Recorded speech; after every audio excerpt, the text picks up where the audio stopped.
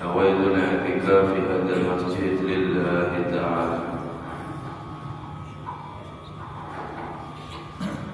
الفاتحة إلى حضرة النبي محمد صلى الله عليه وسلم صبرنية قراءة الكتاب الناصر الدنيا إلى أرواح والدينا ووالديكم وأمواتنا وأمواتكم وأموات المسلمين، خصوصا روح الإمام الشيخ الإسلام القطب الدعوة والإرشاد الحبيب عبد الله بن علي بن محمد الحداد، وعلى من أمر بهذا المسجد، وإلى أرواح والدينا ووالديكم وأمواتنا وأمواتكم وأموات المسلمين، أن الله يدخل نيتنا في نيتهم وعملنا بعملهم، وعلى هذه النية وكل نية صالح من الخير الدنيا والآخرة، وإلى حضرة النبي محمد صلى الله عليه وسلم. الفاتحة. أعوذ بالله من الشيطان الرجيم. الحمد لله رب العالمين الرحمن الرحيم مالك يوم الدين إياك نعبد وإياك نستعين اهدنا الصراط المستقيم صراط الذين أنعمت عليهم غير المغضوب عليهم ولا الضالين. السلام عليكم ورحمة الله وبركاته.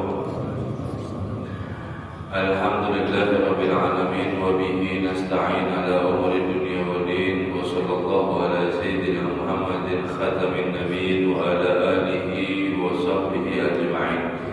Subhanaka la ilma lana illa ma 'allamtana innaka antal alimul hakim. Rabbi shrah li sadri wa yassir li amri wa hlul 'uqdatam min lisani yafqahu qawli. Amin. Wa la hawla wa la quwwata illa billahil aliyyil azim. Amma ba'd. Allahumma shalli wa sallim ala sayyidina Muhammadin nurika as-sari wa madarikal jari wa jama'ni bihi fi kulli atwari wa ala alihi wa sahbihi an-nur. Kembali kita bersyukur kepada Allah Subhanahu wa taala atas rahmat Allah Subhanahu wa taala. Alhamdulillah kita berkumpul lagi dalam keadaan sehat walafiat, di dalam perkumpulan yang mulia dan juga di tempat yang mulia dan juga di waktu yang mulia. Semoga sebab duduknya kita di sini Allah Subhanahu wa taala menurunkan daripada rahmatnya, menurunkan daripada keberkahannya, sehingga kita cukup untuk yaitu menjadi hamba dunia akhirat selamat. Amin ya rabbal alamin. Salawat dan salam kita haturkan, kita curahkan kepada junjungan kita Nabi besar Muhammad sallallahu alaihi wasallam, juga kepada keluarga dan juga seluruh sahabatnya dan juga para pengikutnya ila yaumil qiyamah. Nawaitu ta'allum wa ta'lim wa tadhakkur wa tadhkir wa nafa' wal intifa' wal ifadah wal istifada wal hatta ala tamassuk bi kitabillah wa sunnati rasulillah wa du'a ila al-huda wa dalala ala al-khair ibtigha'a wajhillahi wa maradihi wa qurbihi thawaba subhanahu wa ta'ala. Qala musannif rahimahullah ta'ala wa nafa'a bihi wa bi'ulumihi fid darain amin. Qala Imam Ghazali rahimahullah ta'ala mithla alladhi yuqimu surat as-salat adh-dhahira wa yaghfalu an haqiqatiha batinah.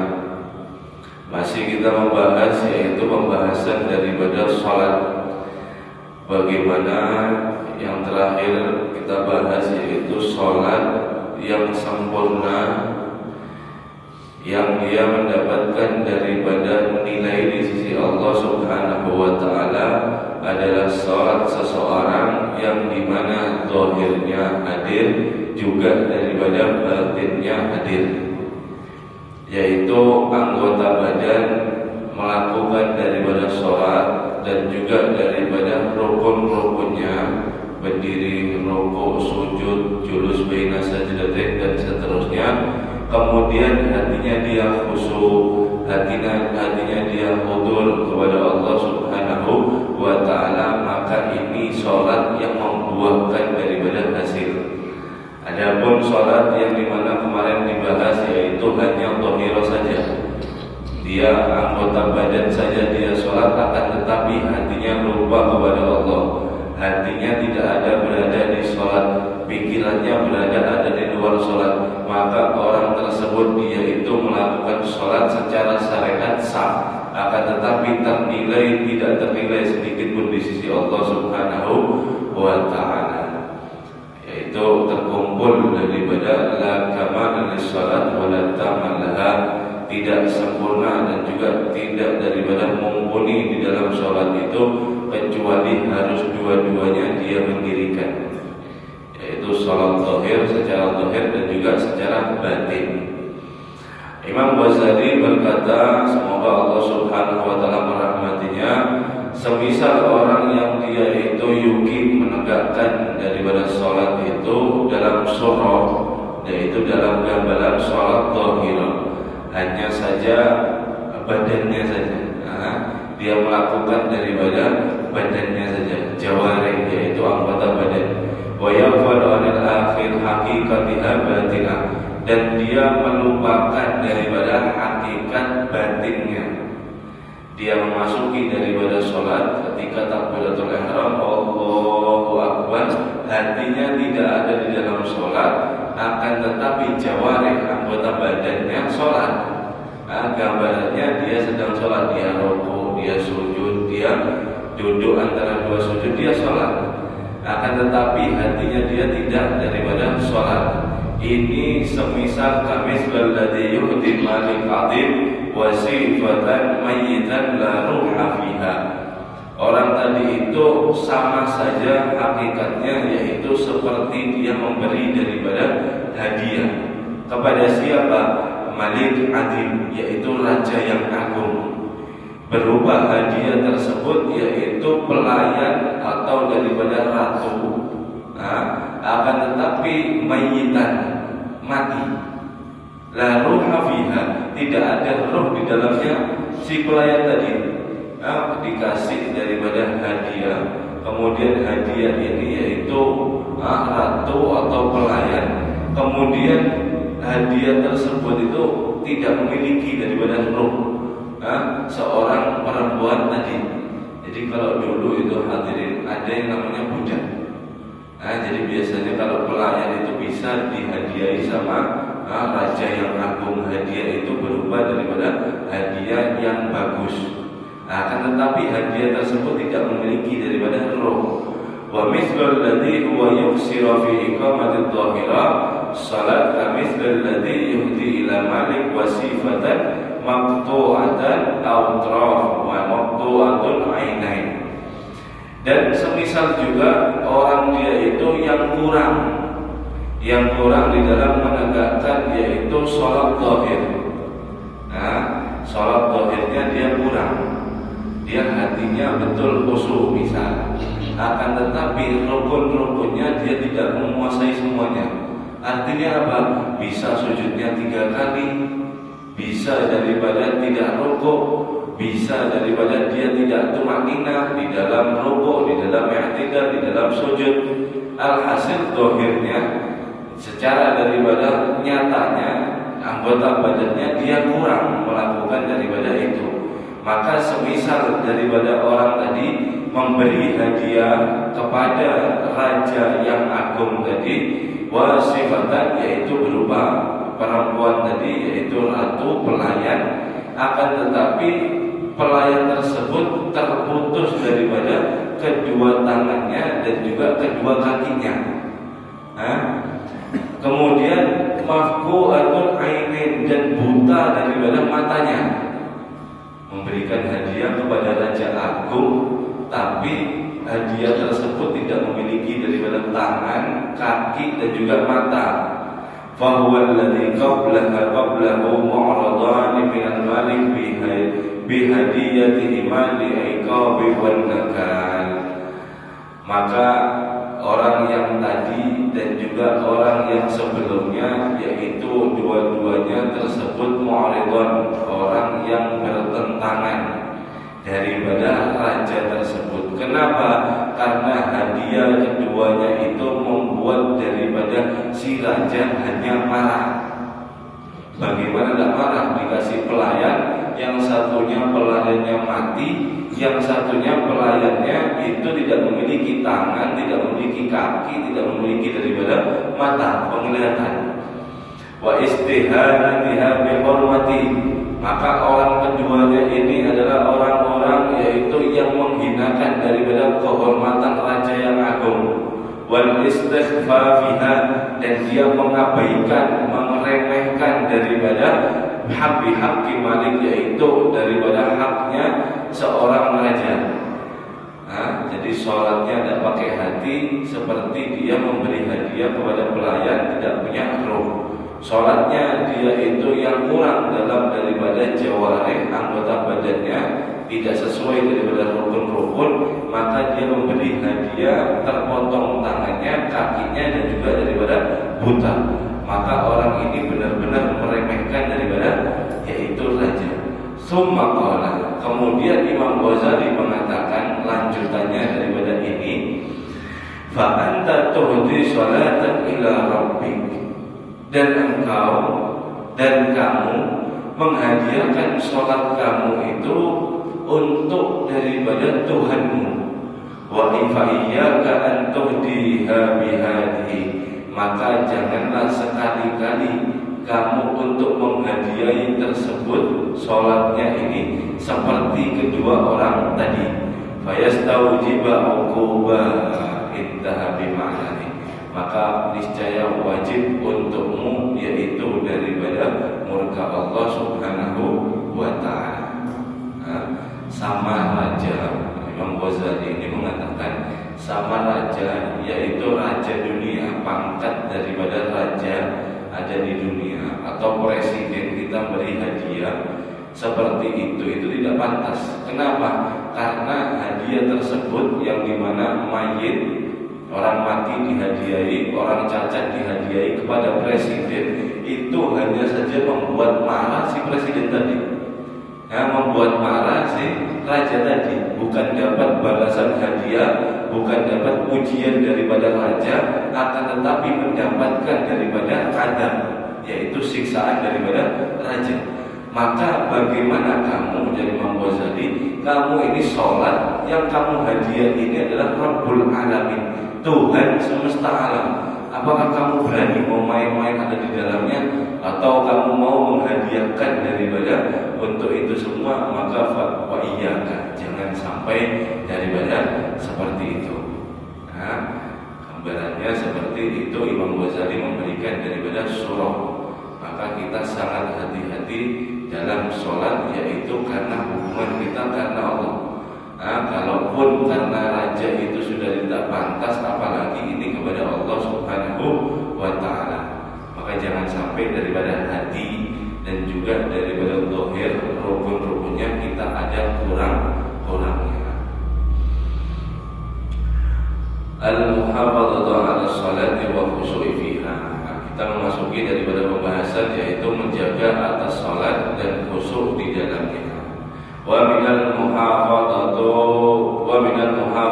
'ala sholati wa iqamati laha, termasuk daripada menjaga atas salat dan juga menegakkan salat, yaitu kamalul tahira wal ihtiyat fiha fi badani wa thawbi wal makan.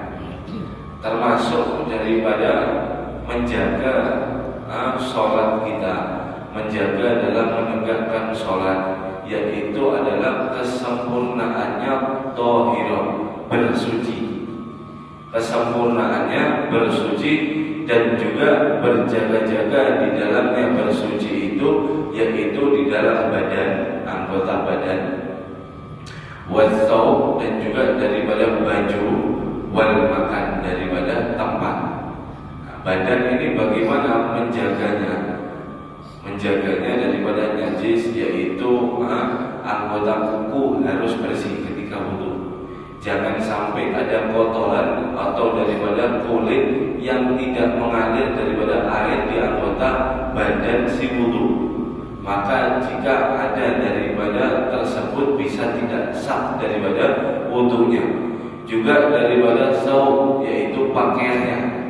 Secara zahir dia lihat pakaian itu ada lubangnya yang bisa kelihatan auratnya tidak, atau daripada kena najis atau tidak, harus dia tahu seperti dahulu sebelum daripada memasuki daripada sholat.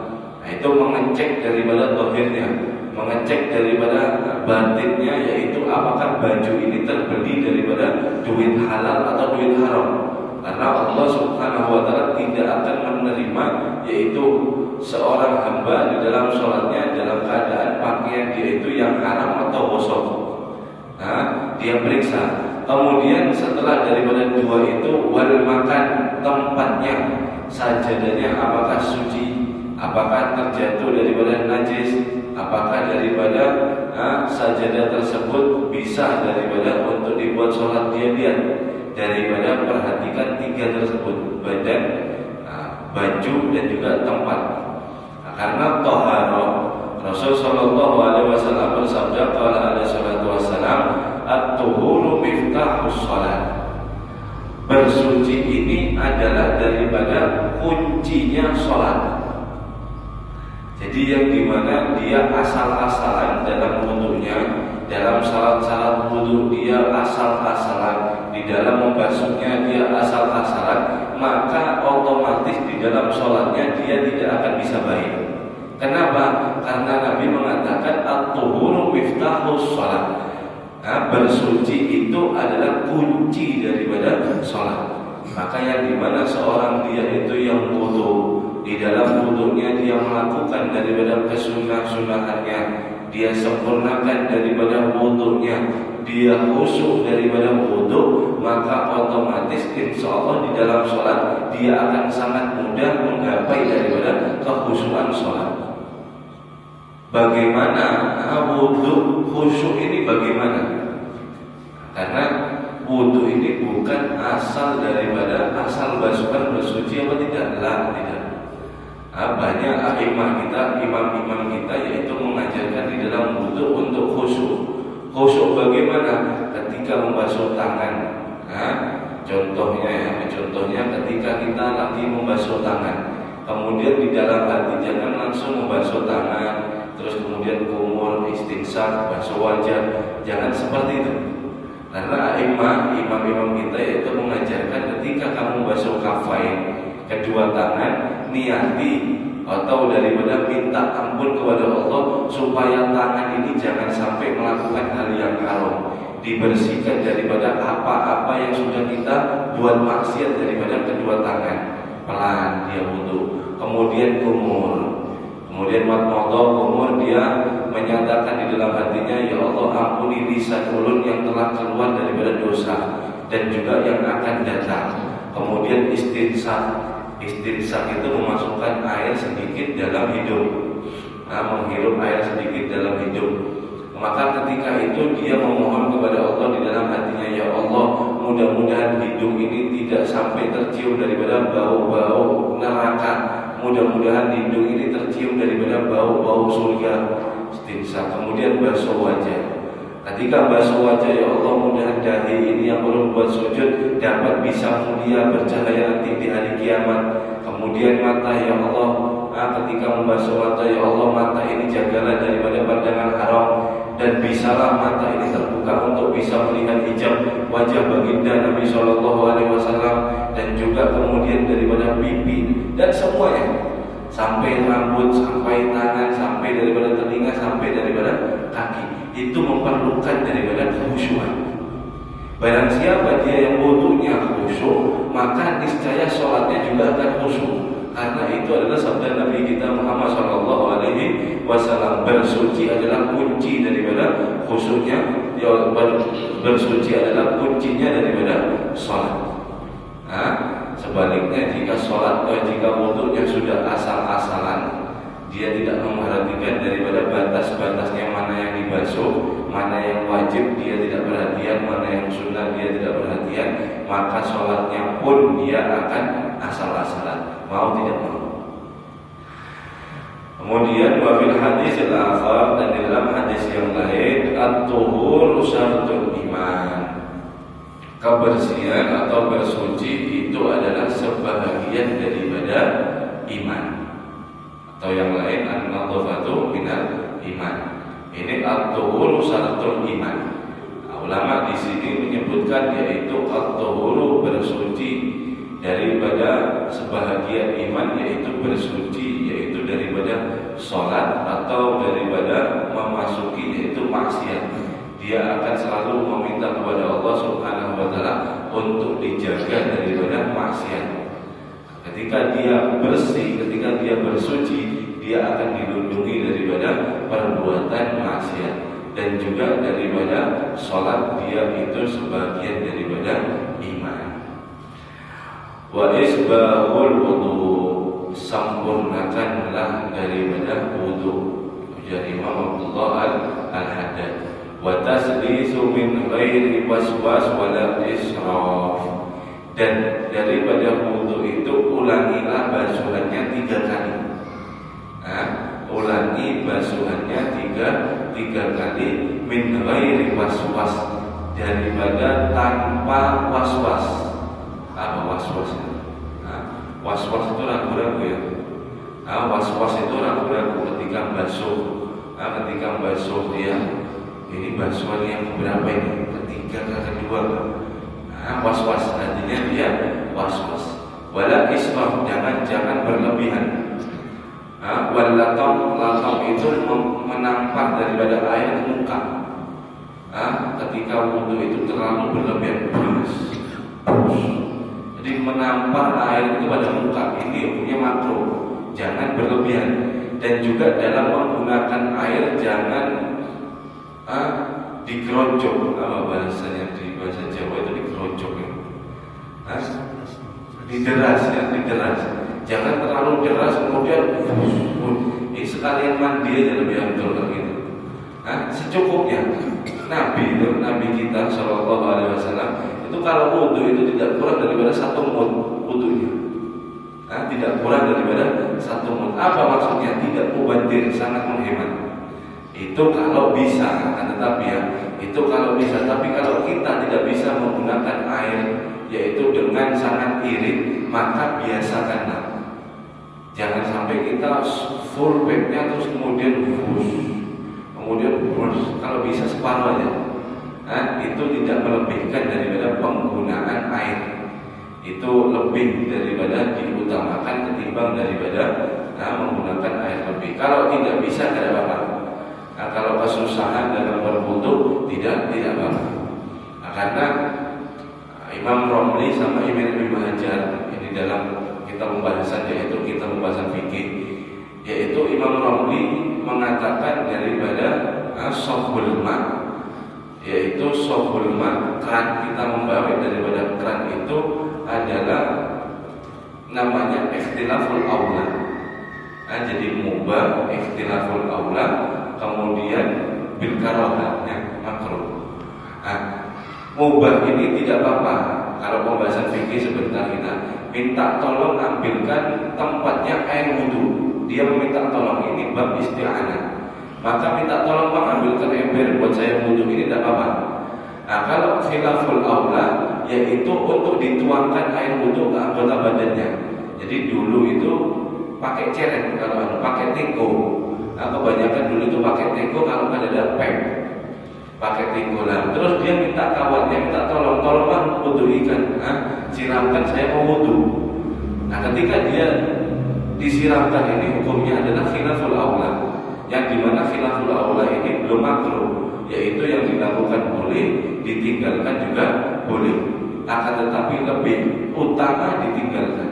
Imam Romli sama Imam Ibnu Hajar di sana yaitu berikhtilaf, karena sesungguhnya daripada pem itu memasuki daripada hukum yaitu ikhtilaful aula, yang dimana kita minta tolong untuk tuangkan, akan tetapi bukan sama manusia, sama pem. Kalau Ibnu Hajar ini adalah ulama Yaman, yang dimana pendapatnya diambil daripada ulama-ulama kita ada di Tarim. Itu kebanyakan memakai daripada Ibnu Hajar. Kalau Ibnu Hajar, kalau tetap daripada sohbul ma, yaitu pakai pem, hendaknya dia ini menuangkan air dulu di tangannya. Ini mengirit juga ya. Ini ada hubungannya dalam israf tadi. Kemudian ketika dia mau membasuh pertama dari tangan kanan, yaitu mengambil, kemudian dituangkan kiri, kemudian disebut. Ini adalah sunnah yang bagus. Kalau Imam Romli juga bagus. Kalau Imam Romli kalau ada di pem, langsung sunnahnya ada di mirfaq, yaitu ada di siku-siku memulai daripada wudu. Nah, akan tetapi lebih irit yang ini. Jadi diambil dulu kemudian dituangkan kepada tangan, ketimbang daripada tangan kita dimasukkan kepada air kemudian kita basuh. Itu akan membuat daripada lebih banyak air. Alhasil dua-duanya bagus, akan tetapi lebih cara utama itu lebih yaitu israf, tidak berlebihan dalam menggunakan air. Terus kita fa'inna waswas fi thahara wa shalat min amali syaitan. Karena ingat-ingat yaitu waswas, ketika dia waswas di dalam thahara dan juga di dalam salat, yaitu daripada amal syaitan. Tidak akan ulama membenarkan daripada waswas sedikit pun kadada. Bahkan ulama dahulu ketika seorang datang meminta daripada usulan waswas itu sangat awal. Kalau bahasa sekarang ini sangat malas ditanyai seperti itu. Karena waswas ini adalah daripada amal syaitan. Tidak ada dari dalamnya itu yaitu sedikit kebaikan. Wa yulabbisu biha an ala man qalla ilmuhu wa dhufa aqluhu. Yang dimana orang-orang waswas itu yang dia waswas, dia terkena daripada waswas adalah siapa dia orang itu yang sedikit daripada ilmunya dan juga lemah daripada akalnya. Kama qala ba'dus salaf, seperti sebagian salaf mengatakan waswas min jahlil bisunnah au khabalin fi akal. Waswas ini adalah daripada tidak tahunya dia di dalam sunnah, tidak mengertinya di dalam daripada sunnah, atau dia di dalam otaknya memiliki daripada kedunguan. Saking daripada parahnya al-ulama salafun saleh tidak membenarkan daripada waswas ini memakai daripada kata yang sedikit kasar, yaitu khabar. Otaknya dia itu kurang. Kenapa? Karena untuk mematahkan daripada orang yang waswas.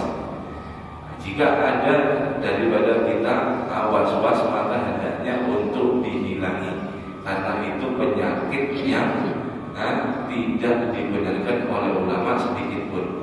Atau kalau dia waswas, pelajari sunnah lebih dalam, pelajari sunnah lebih dalam. Karena di dalam waswas ini cuma ada dua tempat yang sangat daripada orang itu keliru dalam waswas ini, pembahasan waswas. Ketika apa? Ketika dia niat di dalam wudu, ketika dia membasuh pertama yaitu anggota wajah, yang dimana kita diwajibkan ketika pertama daripada basuhan di wajah ini kita diwajibkan niat di dalam hati, yaitu nawaitul wudu di sholat. Saya niat wudu untuk sholat. Jadi ketika basuh, terus kemudian saya niat wudu untuk sholat, sah sudah. Akan tetapi biasanya kalau orang was-was ini bingung, ada di talafun, ada di sunnahnya, yaitu yang dimana sebelum kita untuk niat wajib dalam wudu, kita disunahkan untuk nawaitul sunnah wudu. Saya niat untuk daripada sunnah wudu, yaitu membasuh tangan, kemudian kumur, kemudian istinsaq. Saya niat untuk daripada sunnah wudu.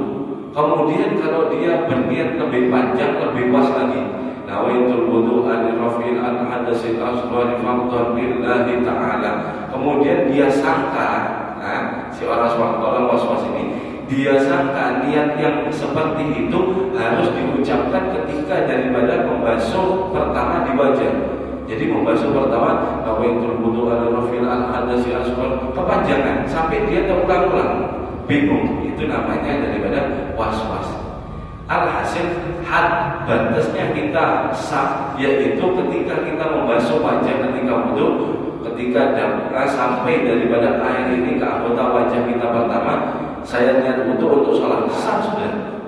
Tidak perlu untuk daripada terlalu panjang dan juga waswas. Itu di dalam wudu. Dan di dalam sholat, di dalam sholat perlu diperhatikan yaitu juga daripada niatnya. Karena orang was-was ini dia sangat terlihat ketika dia mau sholat, yaitu ketika takbir.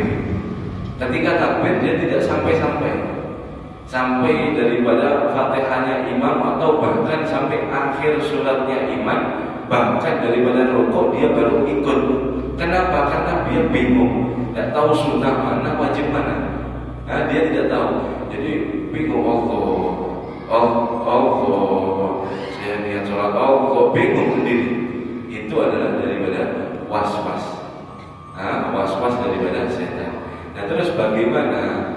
Sunnahnya juga ketika kita mau sholat, ketika imam bilang biasanya usolli fardhu subhi raka'ataini mustaqbil qiblati adaan imaman lillahi ta'ala, itu adalah sunnah.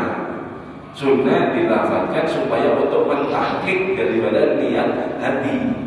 Makanya disunahkan untuk dilafaz. Bukan ketika sunnah itu yaitu berupa daripada di hati ketika takbiratul ihram. Tidak. Ketika takbiratul ihram itu sudah meletakkan niat bujur-bujur. Artinya apa? Yaitu panjang ya pembahasan ini ya. Tapi kita singkat aja. Yang dimana di dalam fikih, di dalam ini ada kaitannya sama daripada ilmu fikih. Karena ilmu fikih itu yaitu niat dalam sholat itu ada 3 derajat. Ada di sholat fardu, ada sholat punya waktu, sholat rawatib, ada juga sunnatul mutlak. Nah, yang daripada sholat fardu yaitu harus dia itu menyebutkan usolli, kemudian takyin, duhur, subuh, asar, kemudian daripada fardu. Nah, 3 ini. Jadi sholli fardu duhri, misalnya sholat subuh misalnya, usolli fardu subhi. Jadi saya niat sholat subuh ketika takbiratul ihram, Allah sholli fardu duhri, tapi di hati. Nah, maka itu langsung sah, akbar. Nah, itu langsung daripada sah.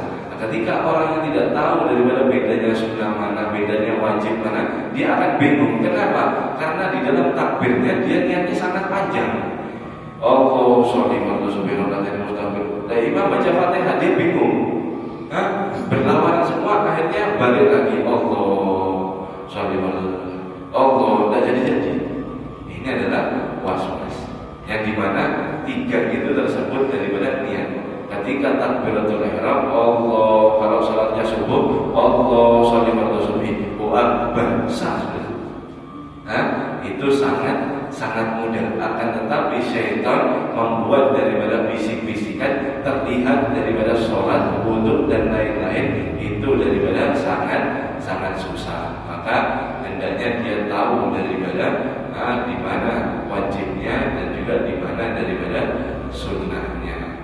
Mudah-mudahan sudah kan? Kurang 2 menit kan? Kira sudah kurang 2 menit lagi. Lanjut. Kemudian yang tadi was-was wa madhhabus salaf fi thahara wa huwa madhhabul mahmud fi jami'il asya. Madhhab salaf yaitu Imam Syafi'i. Nah, kita memakai daripada Imam Syafi'i. Nah, kalau tadi itu kalau misal di Mekah ada haji atau sudah haji itu sudah umroh, atau kalau di Mekah itu mereka itu sangat cepat daripada takbirnya. Allahu Akbar. Kita bingung yang Syafi'i, di mana niatnya kok cepat?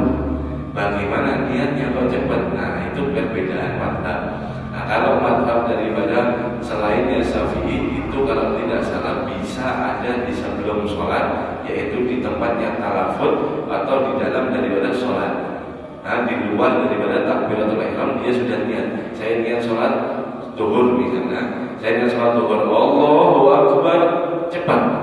Nah, kalau Imam Syafi'i tidak, dia akan merenggangkan takbiratul-nya untuk daripada memasuki niat. Jadi makanya guru-guru kita semuanya daripada mazhab Syafi'i itu mesti Allahu Akbar agak panjang sedikit. Kenapa? Karena yaitu niat.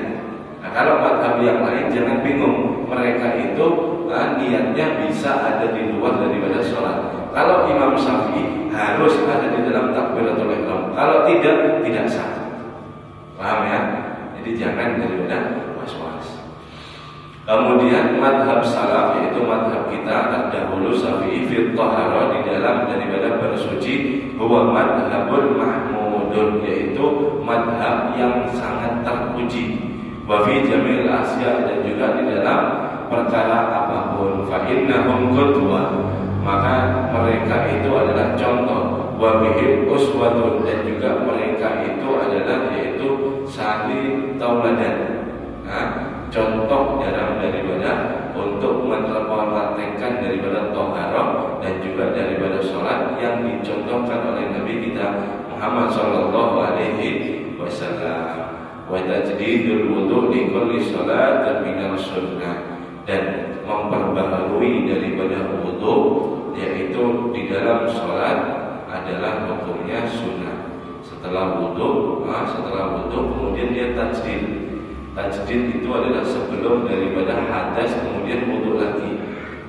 Nah, itu adalah daripada sunnah untuk setiap sholat, untuk setiap daripada sholat. Wallahu a'lam bishawab. Insyaallah kita bahas pertemuan yang akan datang, yaitu tajdidul wudu, bagaimana yaitu memperbaharui daripada wudu.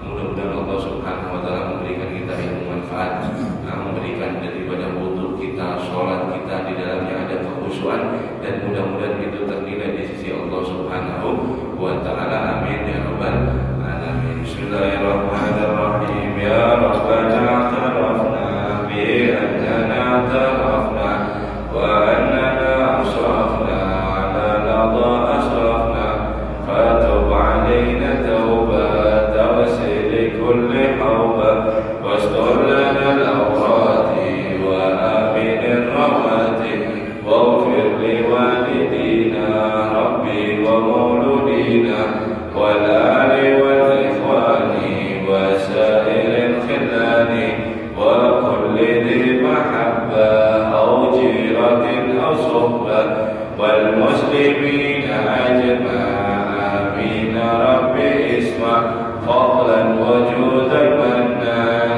biktisab minna bil mustafa rasuli nahda bi kulli suli bil mustafa rasuli nahda bi kulli suli salla wa sallam rabbi alaihi ajal hafi wa alihi wa sahbihi adada qassi suhbi walhamdulillahi fil badri wad tanahi walhamdulillahi tanahi. Rabbi bantu'ana bima 'allamtana wa 'allimna wa yanfa'una wa zidna ilma warzuqni fahma. Amin ya rabbal alamin. Subhana rabbika rabbil izzati amma yasifun wa salamun alal mursalin walhamdulillahi rabbil alamin.